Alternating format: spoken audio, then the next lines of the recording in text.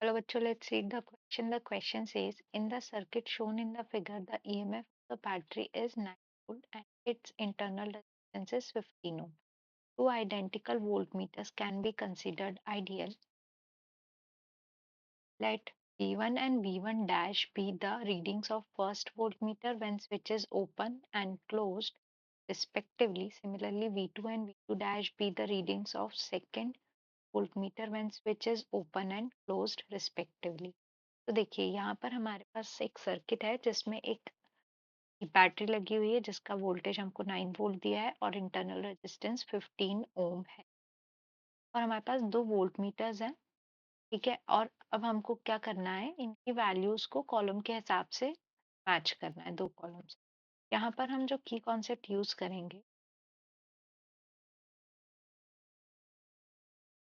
We will find the voltage readings using voltage division across resistors. ठीक है, तो अब देखिए फर्स्ट केस में व्हेन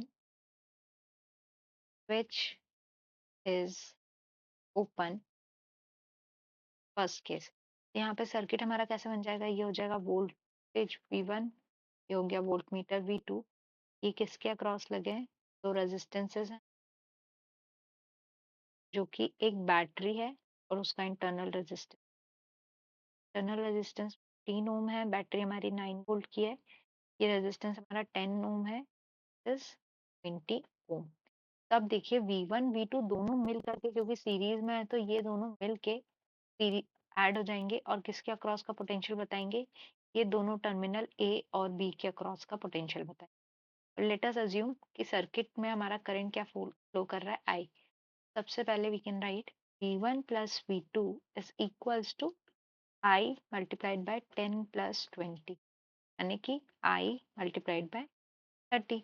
हम क्या कैलकुलेट करेंगे, आई की वैल्यू निकालेंगे, तो आई क्या हो गया, करंट इन द सर्किट। तो करंट क्या हो जाता है हमारा, टोटल ईएमएफ या 9 volt divided by total resistance, ये क्या हो जाएगा 10 plus 20 plus 15 is equal to 9/45, यानी कि 1/5 एम्पियर ये करंट फ्लो कर रहा है। तो इसके हिसाब से हमारा V1 प्लस V2 क्या हो गया, V1 plus V2 is equals to 1/5 multiplied by 30, ये कितना हो जाएगा 6, यानी V1 प्लस V2 की वैल्यू कितनी आ रही है, 6 volt. Since V1 and V2 are identical voltmeters, therefore V1 is equals to V2 which is equals to 3 volt, क्योंकि ये दोनों को ऐड करके हमको कितना मिल रहा है, 6 वोल्ट मिल रहा है। V1 V2 की वैल्यू मिल गई। V1 और V2 जो हैं are readings when switch is open. अब सेकंड केस क्या आएगा, व्हेन स्विच इज क्लोज्ड। इस केस में देखिए हमारा जो ये रेजिस्टेंसेस थे दो, ये बैटरी है, ये इसका इंटरनल रेजिस्टेंस है। अब स्विच क्लोज कर दिया है तो V1 इसके अक्रॉस आ गया और V2 किसके अक्रॉस आ गया, इसके। This is 10 ohms, this is 20 ohms। ठीक है, तो अब यहाँ पर देखिए V1 की रीडिंग क्या हो जाएगी, V1 dash, this is equals to current हमारा वही फ्लो करेगा सर्किट में I, तो V1 dash is equals to I multiplied by 10 ohm और V2 क्या हो गया, V2 dash is equals to I multiplied by 20 ohm. Values check कर लेते हैं। I की वैल्यू कितनी थी, 1/5 थी, तो अगर वैल्यूज पुट करते तो V1 डैश कितना आएगा, 1/5 इंटू 10, 2 वोल्ट, 2 वोल्ट।